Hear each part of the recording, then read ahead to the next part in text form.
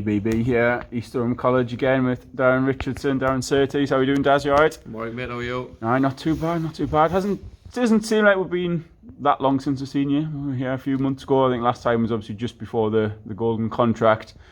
Just talking about that fight there, you mentioned, obviously, talking about Mamoon and how it was going. Do you want to just talk through that fight? Like you said, mate, I went in there and, like you said, I went in, I thought I boxed well for the first 3 rounds. It was too easy. Caught him in the first, hurt him. Third, I hurt him, put him down. Second, I put him down. I hurt him every round, really, and like you said, he just reverted a bit dirty tactics and that, and caught us behind the back there. I couldn't really remember anything after that. Well, thought I got stopped in the 3rd round. My father said it was the 5th I got stopped in, but like you said, it's all about moving on. I feel really up for this fight, and what's coming up the 14th of March there, and I'd love that rematch. You know what I mean? A couple of fights down the line. And obviously there we'll move on to your next match, because you're straight back in at the deep end. It's another tough fight for you. Do you think you've taken anything away from the loss and the performance, the experience of it all going into your next one? No, I think everyone wants to fight us now. It's great. I love it. Like you said, I'd rather go and travel away. I don't mind at all. Kieran Giffen, I like him. I've got respect for him. Obviously, I think he's deluded if he thinks he's going to beat us. If he looks at the opponents he boxed and who I boxed in the night, but at the end of the day, everyone's got a chance in that, and just going to prepare as hard as I can and get in there and get the job done. So looking ahead then, obviously it's Kieran Gethin is the next one you're fighting in Cardiff. Now, when we've spoken to you previously, you've said that you were almost at the point of boxing away just through like frustration, inactivity, not getting those big opportunities. Yeah. Obviously you got a big opportunity, it didn't quite go your way. Yeah. Is this exactly what you're looking at in terms of this one? Like, you don't want to just come back and tick over? No, it has to be all or nothing for me, you know what I mean? I made a lot of money on the travel, you know what I mean? I really enjoy boxing, I love fighting. I'm fighting man, and like I say, mate, Kieran Giffen, I was supposed to box him maybe 2 years ago. He pulled out, and he pulled out a few weeks before the fight, and it was a British title eliminator. And he ended up boxing someone else instead of me on the same date or whatever it was.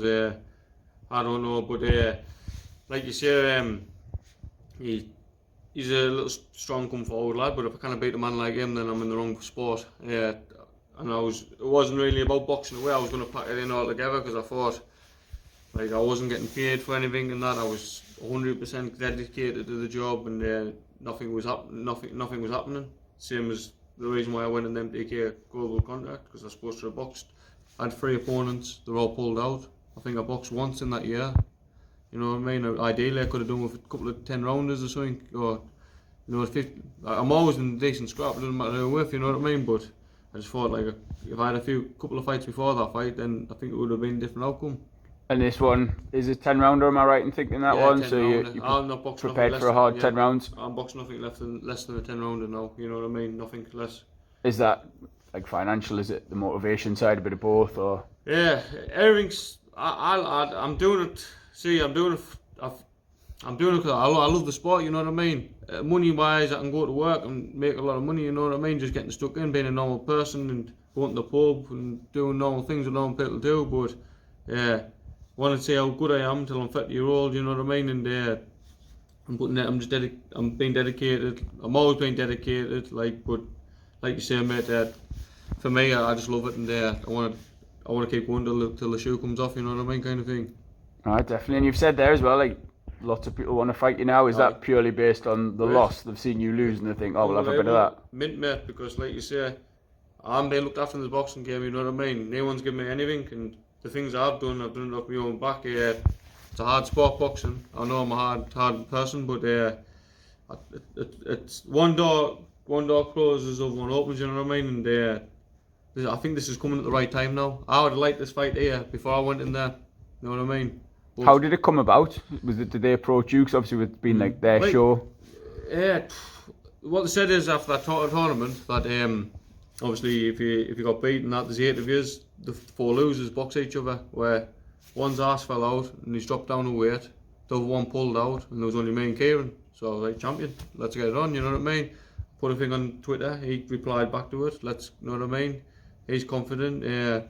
So we've got that going on, and like you said, it's a fight now. I just hope to God he doesn't pull out, because I'm being trained very hard.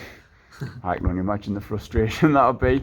So hopefully, like, you do get it on. It's from like a neutral point of view, it's two fairly evenly matched fighters in terms of your records, how many wins you both got and stuff. On paper it is, yes. Obviously, you're supremely confident. Is there anything in Kieran's game you see as an obvious weakness, or any strengths that he will bring, any problems he might pose? Well, I think Kieran, if you haven't prepared for him or whatever, you know what I mean, I think it will cause a lot of problems if you comes forward all night. I love people coming forward. Come forward onto me and walk onto them. I love it. You know what I mean?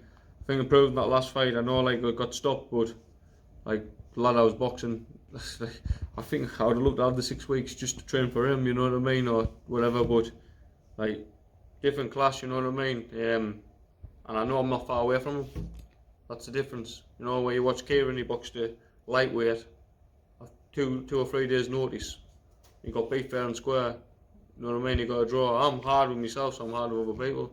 At the end of the day, he got beat. You know what I mean? But he's a nice lad, and both of us will go in there, have a good scrap. I'm going to come out victorious, and like I said, back home safe to our families.